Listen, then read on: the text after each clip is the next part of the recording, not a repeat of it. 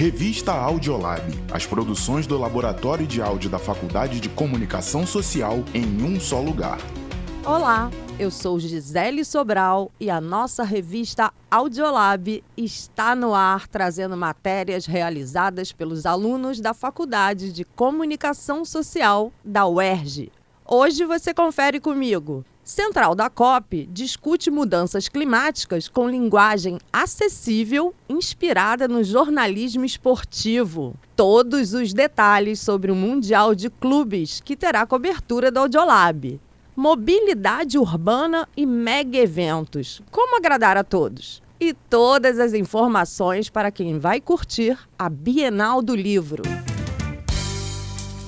Falar sobre crise climática é urgente e necessário. Mas como atingir a todos? O Observatório do Clima, uma coalizão de organizações da sociedade civil brasileira para discutir mudanças climáticas, resolveu testar a linguagem jornalística do futebol. E assim nascia a Central da COP, que realizou uma edição na UERJ no início deste mês. Nosso repórter, Pedro Paixão, acompanhou o evento e conta tudo sobre essa iniciativa que, mesmo com leveza, não deixa de fazer duras críticas ao governo Lula pelas licenças ambientais concedidas nos últimos meses. Vamos ouvir? A ONU reúne anualmente todos os seus países signatários em uma conferência que debate o clima e o aquecimento global. Trata-se da Conferência das Partes, a COP, onde líderes e figuras relevantes do mundo inteiro discutem sustentabilidade e meios para reverter a crise climática.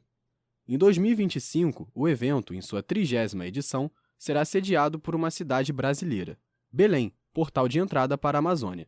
Algo emblemático, conforme ressaltado pelo presidente Lula. Agora nós vamos discutir a importância da Amazônia dentro da Amazônia. Nós vamos discutir a questão indígenas, vendo os indígenas. Vamos discutir a questão dos povos ribeirinhos, vendo os povos ribeirinhos e vendo como ele vive. Para acompanhar o andamento da COP30 e todas as questões que permeiam sua realização, o site Observatório do Clima se organizou e criou a Central da COP. A ideia é falar sobre crise climática de modo mais descontraído e fácil de se acompanhar, como nos debates jornalísticos sobre futebol. E na primeira segunda-feira de junho, no dia 2, o projeto realizou uma mesa redonda na UERJ. O evento teve a apresentação da ativista, engenheira ambiental e assessora de mobilização e engajamento no Observatório do Clima, Isvilane Silva. Ela mediou a conversa entre a professora da UERJ e coordenadora da Agência de Notícias Científicas, Fernanda da Escócia, o coordenador de política internacional no Observatório do Clima, Cláudio Ângelo, e a especialista em filantropia estratégica e comunicação para a justiça social, Ana Carolina Lourenço. É claro que os convidados também falaram sobre a realização do evento em Belém, que vai acontecer em novembro. No Brasil, já tivemos a Rio 92, uma convenção muito importante que deu início às COPs, e a Rio+20, a convenção de 2012. Mas é a primeira vez que uma cidade amazônica recebe um evento do tipo. Trazer discussões sobre meio ambiente justamente para o coração da maior floresta tropical do mundo pode ser fundamental para a sua preservação. Na visão da Carol, esse movimento é estratégico por 2 motivos. Primeiro, para colocar no centro a contribuição das florestas tropicais, mas em especial do bioma amazônico, dentro desse grande mapa, da mitigação climática. Então, sem sombra de dúvidas, tem em você eleger o palco certo. O segundo era para também reconhecer o imenso trabalho da sociedade civil brasileira, que em 2022 criou uma das maiores mobilizações em torno da proteção de uma floresta tropical, que foi todos os processos em todos para que a Amazônia permanecesse de pé, de combate ao desmatamento. Então, assim, essa escolha ela é muito central e ela é política. E para o governo brasileiro, sediar a COP é a oportunidade do país se reafirmar como liderança mundial nas discussões sobre sustentabilidade e mudanças climáticas. No entanto, para Cláudio Ângelo, a imagem de um governo esforçado em prol da sustentabilidade contrasta com suas atuações mais recentes. Ele aponta diferenças entre a postura atual e aquela do momento em que o Brasil se ofereceu como sede. Muita coisa mudou. O presidente Lula tem uma relação muito difícil com o Congresso, está basicamente na mão dos piores interesses representados no parlamento pelo presidente do Senado, Davi Alcolumbre, e além disso, a gente tem dentro do governo pessoas como o ministro da Casa Civil, Rui Costa, que são completamente avessas a essa agenda. Então, são contradições que o presidente vai precisar solucionar daqui até o fim do ano. A gente precisa saber que Lula que vai ser o anfitrião da COP30. Se vai ser o Lula que reduziu o desmatamento por 2 anos seguidos, ou se vai ser o Lula petroleiro que deixou a lei de licenciamento nova passar. A COP de Belém é emblemática por acontecer 10 anos após a assinatura do Acordo de Paris. Na edição de 2015, os países se comprometeram a seguir algumas medidas básicas para combater o aumento da temperatura do planeta. Foi o primeiro pacto verdadeiramente global contra a crise do clima. Ela também é sucessora da COP do Azerbaijão, criticada em muitas instâncias por jornalistas e ativistas do combate ao aquecimento global. Uma das medidas mais questionadas é relativa ao financiamento climático internacional. Para garantir a segurança da sua transição energética para alternativas mais sustentáveis, os países em desenvolvimento pediam 1,3 trilhões de dólares em dinheiro público e privado e que seria dividido entre todos. Porém, os valores finais não passaram de 300 bilhões de dólares, parcialmente repassados por meio de empréstimos, que podem até gerar dívidas. A central da COP apelidou o evento de Azerbaijão, em referência a derrotas marcantes do futebol, como o clássico Maracanaço. Simultaneamente, o anúncio do governo americano, que cancelou repasses de 4 bilhões de dólares ao Fundo Verde da ONU, também contribuiu para um cenário de desconforto e desconfiança internacional.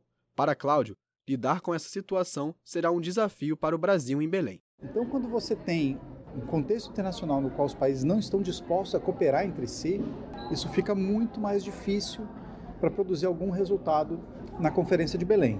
Em cima disso, a gente tem o resultado péssimo do Azerbaijão, que além de não ter resolvido a questão do financiamento, que é fundamental para os países em desenvolvimento, ele criou muita desconfiança entre os países. Então o Brasil vai ter que reverter esse quadro de desconfiança, vai ter que trabalhar contra um contexto internacional absolutamente desfavorável e vai ter que entregar em vários pontos da implementação do Acordo de Paris.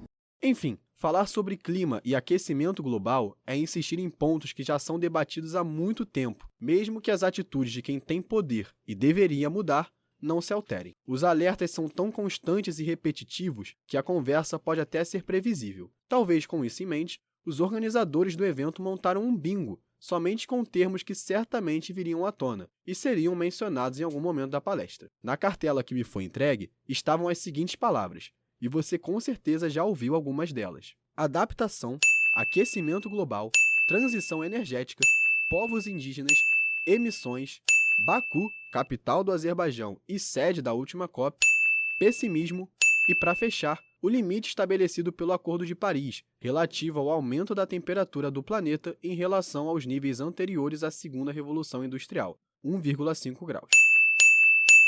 Bingo! Binguei a cartela, junto com mais alguns da plateia. Como premiação, nós recebemos o álbum da Central da COP, com figurinhas de eventos e pessoas marcantes na luta pela sustentabilidade, como a Eco 92, Eunice Paiva, Frantz Fanon, Cacique Raoni e Marina Silva. Um método criativo para divulgar o conhecimento e conscientizar a população. Do Rio de Janeiro, Pedro Paixão, para o Audiolab UERJ. Os mega-eventos, como disputas esportivas ou shows pela cidade, podem fazer a alegria de muitos, mas também colecionam reclamações por conta de ruas fechadas, transportes lotados, engarrafamentos e barulho. Realizar os eventos e manter o mínimo de normalidade para os moradores é tarefa árdua. Para entender como esse trabalho é feito e o que pode melhorar, nosso repórter Miguel de Paula conversou com um especialista em engenharia de transporte. Vamos conferir?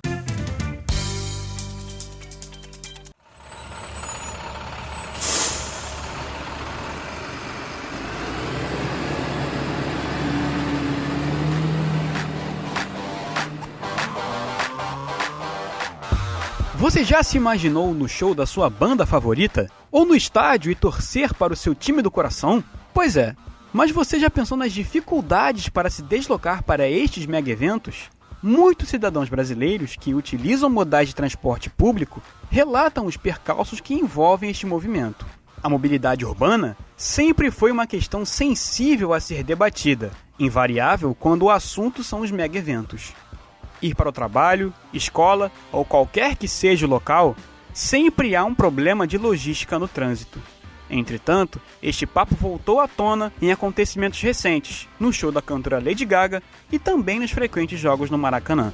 Para falar sobre isso, conversamos com o professor do Departamento de Construção Civil e Transporte da UERJ, Leandro Vaz. Ele explica como é feito o planejamento de alteração no trânsito nas cidades durante grandes eventos. A primeira coisa é estabelecer qual é o local do grande evento. Se é algum estádio de futebol, se é uma praia, por exemplo, igual Copacabana. Aí eles fazem um mapa para simular a área de ocupação do espaço, estudam os transportes públicos que tem na região, que dão acesso ao local do evento, calculam mais ou menos uma demanda para esse evento, então eles cadastram os moradores da região e fecham as ruas para poder evitar um tumulto ou uma aglomeração, atropelamento, coisas do gênero, né? Ter um conflito entre o pedestre e os veículos. É todo feito uma análise em que você mapeia a área do evento, você tem uma previsão de público, você verifica quais são os acessos principais, quais são os transportes públicos que dão acesso a esses locais, estabelece horários, né, para não ter conflito com a rotina da cidade. Então, se você tem um evento noturno, você, a partir de uma certa hora da tarde, você bloqueia algumas ruas e vai fechando gradativamente até chegar no horário do evento. E tem eventos que duram o dia inteiro. Nesse caso, esses eventos, como são esses eventos políticos e tal, todas as vezes são decretados feriados, até para poder evitar que tenha algum tipo de conflito com a rotina da cidade. O especialista aborda quais questões são levadas em consideração no momento de promover alterações no tráfego e na mobilidade urbana. Principais fatores: identificar o local, ver a taxa de ocupação do local, né, a quantidade de demanda de pessoas, verificar quais são os acessos a esse local, se você tem transporte público para esse local, né, expandir o horário do transporte público, aumentar a demanda de viagens, diminuir o intervalo entre uma viagem e outra, para que você possa garantir que as pessoas vão com segurança de transporte público e garantir acesso às pessoas que moram na região. Sempre quando são produzidos grandes espetáculos na cidade, os moradores das proximidades do evento, na maioria das vezes, entram em pânico. Isto porque preocupações em como voltar para casa tomam conta de seus pensamentos. Leandro explica que a população, seja quem vai ou não, também deve ter uma participação nesses esquemas. Sim, a população, principalmente da região onde vai ocorrer o evento, ela é afetada diretamente. Ela é afetada por diversos fatores. Ela é afetada pela quantidade de pessoas que vão estar circulando no entorno da sua residência, pelo barulho ou por outros fatores, até pelo cerceamento do transporte. Você não tem como ter acesso, como o Uber, por exemplo, o táxi. Então você tem que usar o transporte público, então tem que cadastrar o seu veículo, poder entrar na sua rua. Nem sempre o trajeto que você faz vai ser o trajeto que vai ser permitido ser feito, então talvez tenha que dar uma volta um pouco maior. Existem grupos, né, de moradores, né, associações de moradores que atuam e que são consultados para que possa funcionar bem essa questão. Por fim, ele faz uma análise dos esquemas especiais de trânsito adotados na cidade do Rio de Janeiro em grandes eventos nos últimos anos. Eu acredito que a prefeitura ela faz um trabalho bem responsável e que comporta bem aí os eventos em si. É lógico que um evento de 2 milhões de pessoas, 3 milhões de pessoas, sempre é complexo você lidar com essa quantidade de gente, mas a Prefeitura do Rio ela tem trabalhado bem esse ínter aí de conseguir dispor do transporte público, de conseguir reduzir o transporte particular, dar melhor condições de acesso, fazer de forma parcelada, vamos dizer assim, né? As interrupções, as interdições, você não faz uma interdição toda de uma vez só, você vai aos poucos, aumentando a zona de interdição. Então, existem empresas, né, que são ligadas à Prefeitura do Rio, como a Sete Rio, por exemplo, que faz o estudo de tráfego, que identifica os volumes de movimentação de pessoas e carros nas regiões, há o conhecimento, né, da condição da movimentação de carros, pessoas nessas regiões, que aí faz com que a coisa funcione melhor. As coisas não são decididas de uma forma aleatória. Existe todo um estudo de movimentação de pessoas e bens, para que na hora que você vai fazer uma interdição, que você vai fazer um evento, você minimize os danos à população. Qualquer que seja o local onde você more, fique atento aos protocolos estabelecidos pelas autoridades. Segurança nunca é demais, até mesmo para aqueles que não pertencem ao mega evento. Para quem vai comparecer, se divirta. Aproveitar até o último segundo é uma virtude de quem está presenciando aqueles momentos. Mas na hora de voltar para casa, tenha sempre um plano em mente, para evitar desgastes e congestionamentos. Do Rio de Janeiro, Miguel de Paula, para o Audiolab UERJ.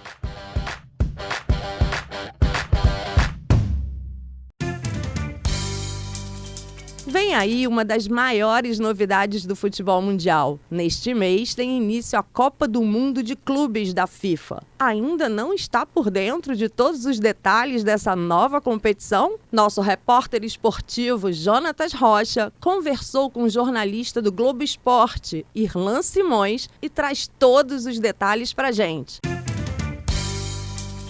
Você já ouviu falar do Super Mundial? Ou melhor, da Copa do Mundo de Clubes? A competição se propõe a mudar totalmente o futebol mundial. Pela primeira vez, o torneio será disputado com 32 clubes e em um formato bem semelhante ao da tradicional Copa do Mundo de Seleções. O torneio tem data para começar no dia 14 de junho, com a partida entre Inter Miami e Al Ahly, do Egito, e para encerrar no dia 13 de julho, na grande final em Nova Jersey. Historicamente, a competição mudou o formato por diversas vezes, então a ideia de mudar o formato no Mundial de Clubes não é nova. Desde 2016, o Conselho da FIFA já debatia mais uma mudança no modelo do Mundial. Dessa vez, o projeto tinha a idealização de ser uma nova competição histórica de clubes. E após diversas reuniões em 2019 sobre o tema, o presidente da FIFA, Gianni Infantino, planejou um novo torneio para iniciar em 2021. Seriam 24 clubes na disputa com sede na China, mas por conta da pandemia da Covid-19, o campeonato foi adiado por tempo indeterminado. Apenas agora, em 2025, o projeto finalmente pode ser colocado em prática. O campeonato conta com a presença de 32 clubes, divididos em 8 grupos de 4, com os 2 melhores de cada grupo avançando para as oitavas de final, que a partir daí é mata-mata até chegar à final. Participam times da Europa, América do Sul, América do Norte, África, Ásia, Oceania e um clube do país sede, no caso, os Estados Unidos. O jornalista Irlan Simões opina sobre a motivação da FIFA com a criação dessa nova competição. Não, a FIFA sempre teve uma questão relacionada ao futebol de clubes, que há muito tempo ela não conseguia trabalhar, e há algum tempo ela já vem se conflitando com a UEFA, né, com relação à questão do domínio sobre o futebol de clubes. É um torneio que, esportivamente falando, ele vai ser previsível, não tem muito o que falar, né? Os clubes europeus são muito mais ricos, isso vai ficar muito nítido já nessa primeira edição, por mais que possa acontecer uma surpresa ou outra. Aí entra o fato, primeiro, pode ser um torneio muito rentável, isso é real. Segundo, é um torneio que vai render muita grana para clubes de países fora do escopo da UEFA, porque se você está explorando um produto, uma mercadoria de audiência, que são os clubes europeus, e essa grana está se revertendo, né, em receita para os clubes sul-americanos, asiáticos, africanos, etc., você imagina que é muito dinheiro na mão dos clubes que não são os europeus, né? Os clubes classificados para a primeira edição foram Chelsea, Real Madrid, Manchester City, Bayern de Munique, Paris Saint-Germain, Inter de Milão, Porto, Benfica, Borussia Dortmund, Atlético de Madrid e RB Salzburg pela UEFA. Palmeiras, Flamengo, Fluminense, Botafogo, River Plate e Boca Juniors pela Conmebol. Al Hilal, Ural Red, Al Ain e Ulsan pela Ásia. Al Ahly, Idade Casablanca, Esperance de Tunis e Mamelodi Sundowns pela África. Monterrey, Seattle Sounders, Pachuca e Los Angeles FC pela CONCACAF, Auckland City pela Oceania e Inter Miami por seu país sede. Como você percebeu, a UEFA e a Conmebol são as duas confederações que mais possuem representantes no torneio, sendo 12 e 6 respectivamente. E o Brasil é o país com mais clubes para a disputa do campeonato. Nos últimos anos, atletas e clubes de ambos os continentes, principalmente os times brasileiros, têm reclamado bastante do calendário e do grande número de datas de jogos em seus campeonatos nacionais. Irlan acredita que essa quantidade numerosa de jogos e competições prejudicam os atletas e os clubes. Consolidou que absolutamente todo meio de ano você vai ter uma competição internacional, né? E se você está falando de clubes e seleções de ponta, você vai ter basicamente os mesmos jogadores participando disso tudo. Isso impacta numa série de coisas, inclusive considerando o fato que a própria UEFA também já pensa em expandir a Champions, né? Já aumentaram o número de datas. As federações locais também têm buscado mais competições, mais jogos, mais produtos para jogar na TV. Você tem essa concorrência de várias empresas, então você tem uma demanda muito grande por cada competição dessa e jogadores de fato não aguentam. Já é uma discussão da FIFPro, né, que é essa Associação Internacional de Jogadores, estabelecer um limite de escalação de jogadores em competições, seja de clubes, seja de seleções, considerando que são muitas competições. E isso faz com que os grandes clubes, que são aqueles que sempre chegam nas fases mais avançadas, vai fazer com que eles tenham necessidade de montar um segundo elenco, basicamente. E não apenas jogadores reserva, mas jogadores competitivos de primeiro e segundo escalão. Ele ainda comenta sobre a escolha dos Estados Unidos como sede da primeira edição do novo formato da competição. Eu vejo, por um lado, como mais uma etapa aí de um processo histórico de domínio do futebol por esses grupos de interesse norte-americanos. Você tem, na realidade atual, muitos players norte-americanos, seja na compra de direito de transmissão, seja na patrocínio de clubes. Tem vários grupos econômicos norte-americanos adquirindo clubes europeus. Você tem a nova lógica das redes multiclubes, a maior parte delas comandada por norte-americanos. É um processo histórico que vem se arrastando aí, pelo menos desde 2015, 2016, quando a gente vai ver aquela história do FIFA-Gate, etc., que eram movimentos jurídicos, políticos, policiais e, ao mesmo tempo, econômicos também, de um certo domínio dessa estrutura global do futebol. Então a FIFA já vem sendo impactada por isso, a UEFA vem sendo impactada por isso. Se você olhar bem, hoje você tem um posto crucial na UEFA que é comandado por um norte-americano. O Comitê, de Controle Financeiro, que é, por exemplo, basicamente quem define as normas de multiclubes nas competições europeias. Então, assim, é um processo histórico de tomada mesmo de protagonismo dentro desses círculos políticos, que também envolve Catar, Arábia Saudita, alguns segmentos relevantes nesse sentido. Os norte-americanos estão aí há algum tempo, conseguem a Copa do Mundo de 2026 e aí acaba sendo meio que consequente, assim, você vai ter uma Copa do Mundo de seleções em um ano, no ano anterior você realiza uma Copa do Mundo de clubes, que eu imagino que mobiliza um tipo diferente de público, mas talvez um público menor. Ficou animado e quer acompanhar essa competição com muita informação, reflexão, interação e ainda diversão? Você encontra tudo isso no YouTube do Audiolab UERJ. Por lá, os bolsistas e os voluntários do projeto da Escola de Narradores farão a cobertura de um jogo por dia da Copa do Mundo de Clubes de 2025. As transmissões estreiam no dia 15, segunda-feira, com o Benfica contra o Boca Juniors. O comentarista Gabriel Maria demonstra empolgação e diz estar orgulhoso em fazer a cobertura da competição ao lado de seus amigos. A expectativa é sempre a melhor, né? O Audiolab, que já está acostumado a transmitir diversas competições internacionais e nacionais mesmo de futebol, agora vai cobrir, acho que é uma das maiores que a gente já cobriu, né? Que a gente já teve oportunidade. Já cobrimos Copa do Mundo, Eurocopa, Champions League, Libertadores. Agora o Mundial de Clubes é tudo bem novo, mas promete ser, sim, uma das maiores competições, se não a maior de clubes do mundo. Acho que ainda fica naquela disputa com a Champions League, mas com certeza reunindo clubes de todos os continentes, tem tudo para ser uma competição histórica e, cara, vai ser um orgulho poder transmitir no Audiolab, né, ao lado de grandes companheiros. Estamos sempre entre amigos, né, que é o mais importante, e é por isso que sai sempre com muita qualidade e com muito carinho. Já o narrador Breno França diz estar com expectativas altas por conta do ineditismo da competição e ainda garante uma qualidade nas transmissões para o público. A expectativa para transmitir qualquer competição esportiva pelo Audiolab é sempre muito grande. Desde a Copa do Mundo de 2022, quando o projeto da Escola de Narradores começou, até 2025. Nesses quase 3 anos,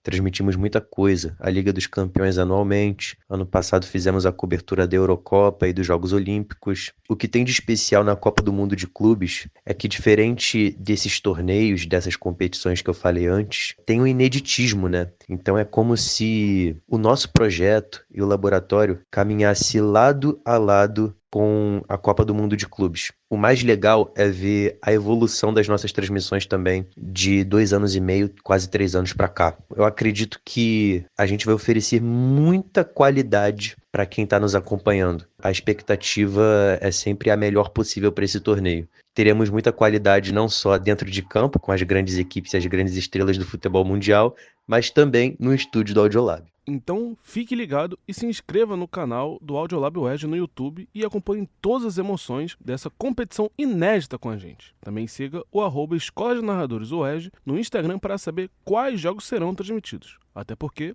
o Audiolab é UERJ em todo lugar. Do Rio de Janeiro, Jonatas Rocha para o Audiolab UERJ.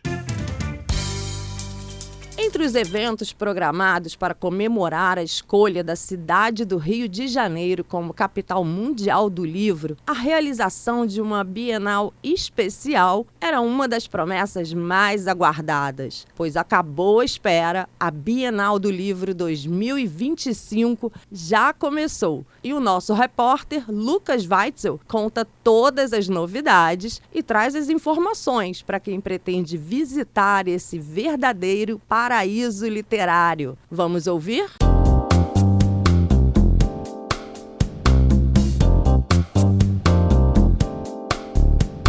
Em ano de capital mundial do livro, a Bienal promete sua maior edição, no Rio de Janeiro. A expectativa é de que 600 mil pessoas compareçam ao evento durante os 10 dias de duração. Serão aproximadamente 200 horas de conteúdo e mais de 300 atrações nacionais e internacionais, como a escritora nigeriana Chimamanda Ngozi, a canadense Bryony Weaver e as brasileiras Aline Bey, Raí Tavares e Thaís Araújo. Estreando um novo formato, o Book Park, a 19ª edição do maior evento literário do Brasil, trará espaços imersivos, misturando a tecnologia e narrativas dos livros, em que visitantes terão contato direto com o universo das ficções. Esses espaços serão destinados para o público de todas as idades, dentre eles, a Roda Gigante, com cabines temáticas e áudios literários, o Labirinto de Histórias, com imersão lúdica de universo Darkside e outras editoras, o Escape Room, com enigmas e desafios temáticos que o visitante precisa decifrar, e a Praça Além, com gicanas, músicas e encontro com autores. O homenageado dessa edição é o escritor Rui Castro, que vai lançar 2 livros e participar de rodas de conversas. Em parceria com o TikTok, a Bienal distribuiu aproximadamente 10 mil ingressos para a pré-estreia do evento, que acontece no dia 12 de junho. Os sortudos que conseguiram os ingressos vão ter contato com criadores de conteúdos do BookTok, autores nacionais e personalidades de outros ramos, como o autor Celton Mello e a cantora Lued Luna.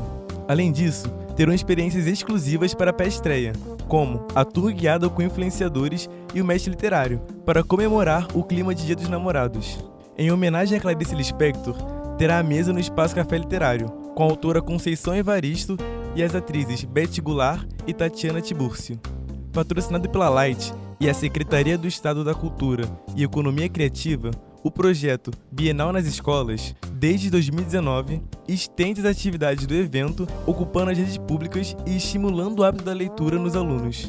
Com o título de Capital Mundial do Livro, a iniciativa ganhou ainda mais força nesse ano e atendeu 10 escolas municipais e estaduais, tanto da cidade quanto da Baixada Fluminense. Para além de promover encontros com atividades culturais aos alunos, as unidades participantes receberam 100 livros para suas bibliotecas. Para os que desejam se aventurar no mundo dos livros, no maior evento de literatura nacional, os ingressos ainda estão à venda.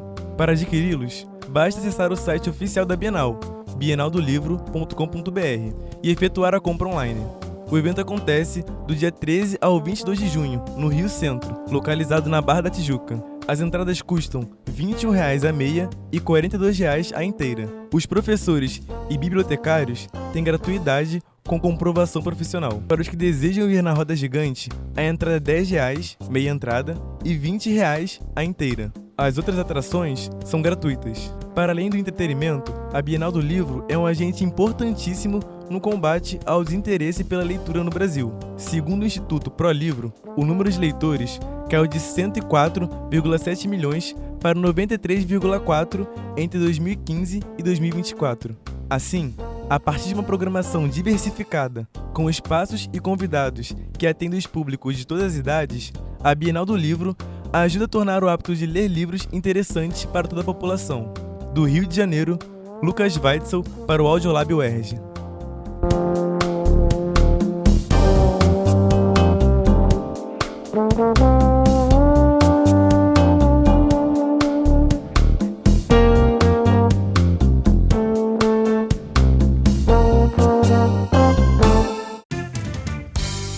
nosso programa está quase acabando, mas você pode entrar nas nossas redes e ficar por dentro de tudo que é feito no nosso laboratório de áudio. No Instagram, no Face, no YouTube, é só buscar o UERJ Audiolab.